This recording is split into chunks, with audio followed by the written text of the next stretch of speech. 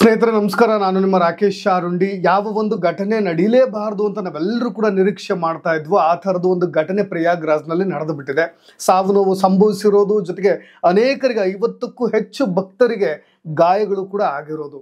ಇದನ್ನ ನಾವು ತುಂಬಾ ಸೂಕ್ಷ್ಮವಾಗಿ ನೋಡಬೇಕಾಗತ್ತೆ. ಇಲ್ಲಿ ಜನಮಳೋ ಜಾತ್ರೆ ಮಳೋ ಅನ್ನೋ ರೀತಿಯಾದಂಥ ಪದಗಳನ್ನ ಬಳಸೋದಲ್ಲ, ಆದರೆ ನಮ್ಮ ಜನ ಯಾಕೆ ಇನ್ನೂ ಕೂಡ ತಿದ್ದುಕೊಳ್ತಾ ಇಲ್ಲ ಅಂತ ಯೋಗಿ ಆದಿತ್ಯನಾಥ್ ಅವರೇ ಈ ಥರದ ಒಂದು ಘಟನೆಗೆ ಸಂತಾಪವನ್ನ ಸೂಚಿಸಬೇಕಾದ್ರೆ ಹೇಳ್ತಾ ಇದ್ರು, ದಯವಿಟ್ಟು ಈ ಘಟನೆಯನ್ನ ಯಾರು ಕೂಡ ರಾಜಕೀಯ ಮಾಡ್ಲಿಕ್ಕೆ ಹೋಗಬೇಡಿ.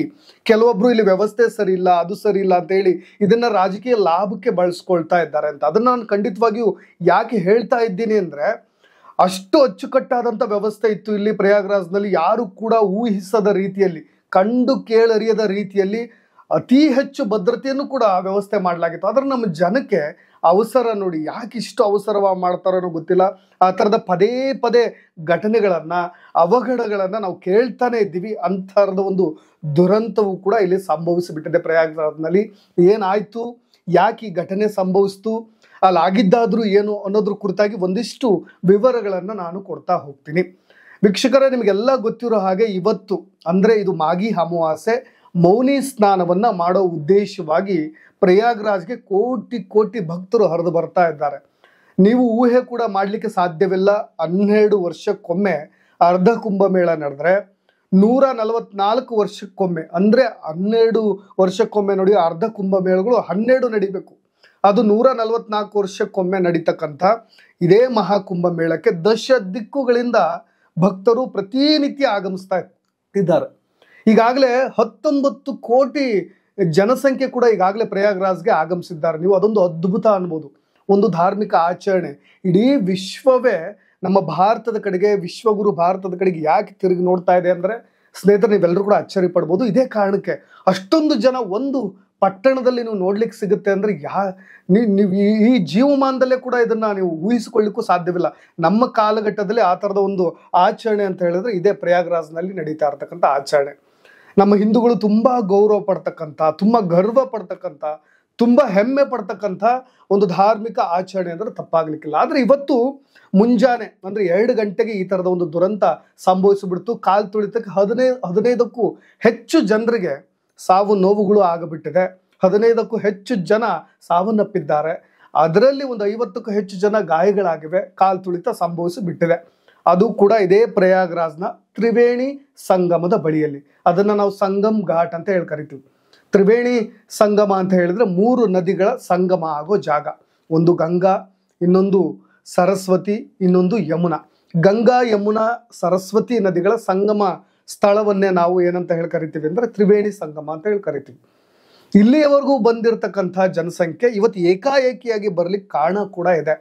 ಅಂದ್ರೆ ಇವತ್ತು ಮಾಘಿ ಅಮಾವಾಸ್ಯೆ, ಮೌನಿ ಸ್ನಾನವನ್ನ ಮಾಡಲಿಕ್ಕೆ ಮುಂಜಾನೆ ಬ್ರಾಹ್ಮಿ ಮುಹೂರ್ತ, ಅದೊಂದು ಶುಭ ಮುಹೂರ್ತ ಅಂತ ಹೇಳಿ ಕರಿತೀವಿ ನಾವು. ಇಲ್ಲಿಯವರೆಗಿನ ಸ್ನಾನಗಳಲ್ಲಿ ಇವತ್ತಿನ ಸ್ನಾನ ತುಂಬಾ ಶ್ರೇಷ್ಠವಾಗುತ್ತೆ. ಅದಕ್ಕೆ ಕಾರಣ ಕೂಡ ಇದೆ ಸ್ನೇಹಿತರೆ. ಇವತ್ತು ಅಘೋರಿಗಳು, ನಾಗಾ ಸಾಧುಗಳು, ಸಂತರು ಎಲ್ಲರೂ ಕೂಡ ಬಂದು ಈ ಸಂಗಮ್ ಘಾಟ್ನಲ್ಲಿ ಬ್ರಾಹ್ಮಿ ಮುಹೂರ್ತದಲ್ಲಿ ಸ್ನಾನವನ್ನ ಮಾಡ್ತಾರೆ.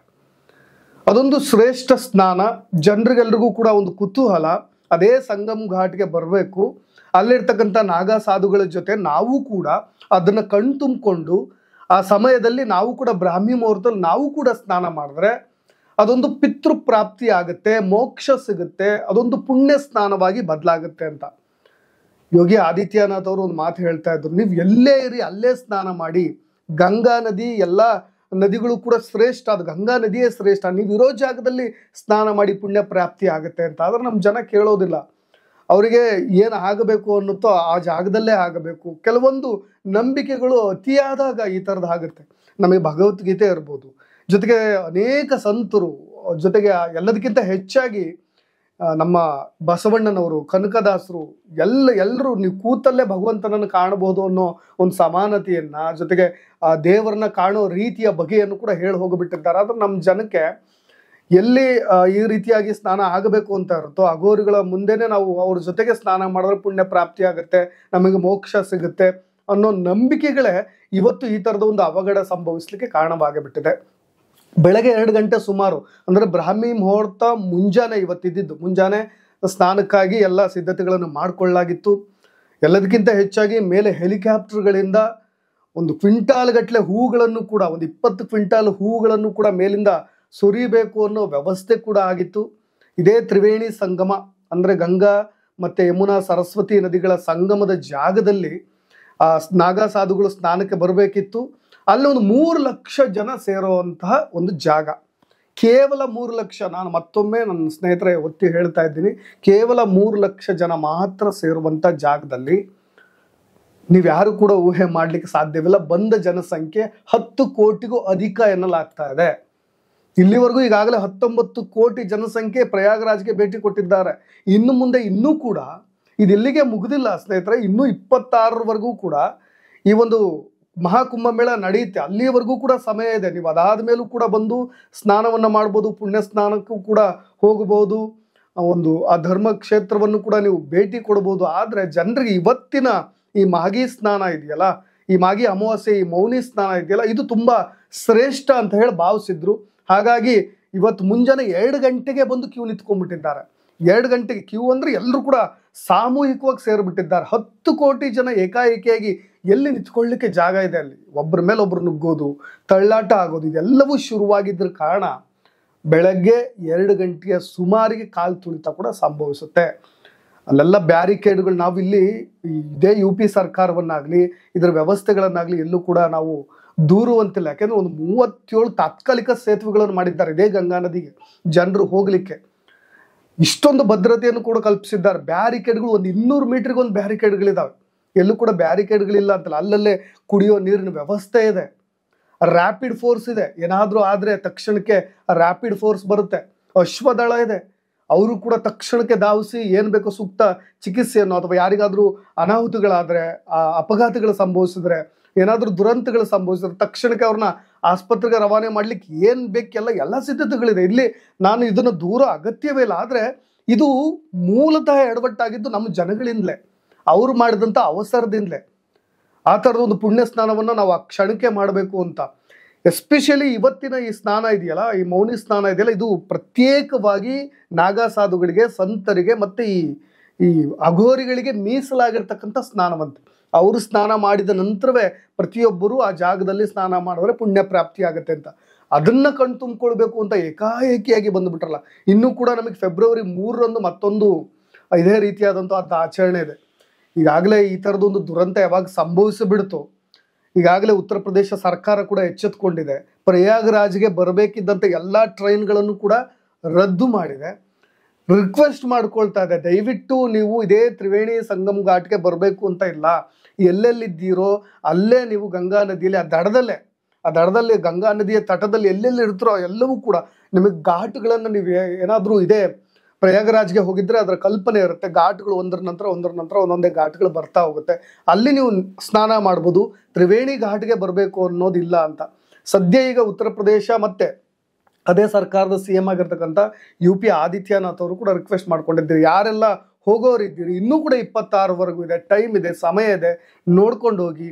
ಅಪ್ಡೇಟ್ ಸಿಗುತ್ತೆ, ಅಲ್ಲಲ್ಲಿ ಪದೇ ಪದೇ ಅನೌನ್ಸ್ ಮಾಡ್ತಾ ಇರ್ತಾರೆ ನಿಮಗೆ. ಅಲ್ಲಿ ಕೇವಲ ನಾನು ಈ ತ್ರಿವೇಣಿ ಸಂಗಮ ಅಂತ ಹೇಳಿದ್ನಲ್ಲ, ಆ ಜಾಗದಲ್ಲಿ ಪ್ರತಿಯೊಮ್ಮೆಯೂ ಕೂಡ ಅನೌನ್ಸ್ ಮಾಡ್ತಾ ಇರ್ತಾರೆ. ನಾನು ರ್ಯಾಪಿಡ್ ಫೋರ್ಸ್ ಅಂತ ಹೇಳಿದ್ನಲ್ಲ, ಅದ್ರ ಜೊತೆಗೆ ಪ್ರತಿಯೊಂದು ಕೂಡ ಮಾಹಿತಿ ಕೊಡ್ತಾ ಇರ್ತಾರೆ.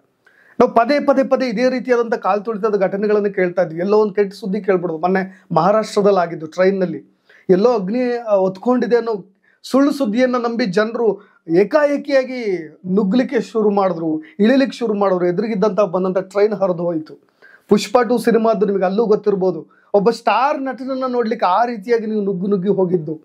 ಈ ಥರ ಬರೀ ಕಾಲು ತುಳಿತದ ಸಂಭವಿಸ್ತಾ ಇರೋ ತಿರುಪತಿಯಲ್ಲಿ ನಡೆದಂಥ ಘಟನೆ ಕೂಡ ಹೌದು. ಯಾರೋ ಏನೋ ಒಂದು ಸುಳ್ಳು ಸುದ್ದಿಯನ್ನು ಹಬ್ಸೋದು, ಯಾರೋ ನೂಕೋದು, ಈ ಥರದ ಘಟನೆಗಳಿದೆ. ಹೆಚ್ಚಾಗಿ ಜನ ಸೇರ್ತಾ ಇದ್ದಾರೆ ಅಂದರೆ ಸ್ವಲ್ಪ ಎಚ್ಚರಿಕೆಯಿಂದ ಇರ್ರಿ, ಇಲ್ಲದೇ ಇದ್ರೆ ಈ ಥರದ ಘಟನೆಗಳು ಸಂಭವಿಸೋದಿಲ್ಲ. ಮತ್ತೆ ಹೇಳ್ತಾ ಇದ್ದೀನಿ ನಾನು, ಇದನ್ನು ರಾಜಕೀಯ ಮಾಡ್ಲಿಕ್ಕೆ ಹೋಗಬೇಡಿ.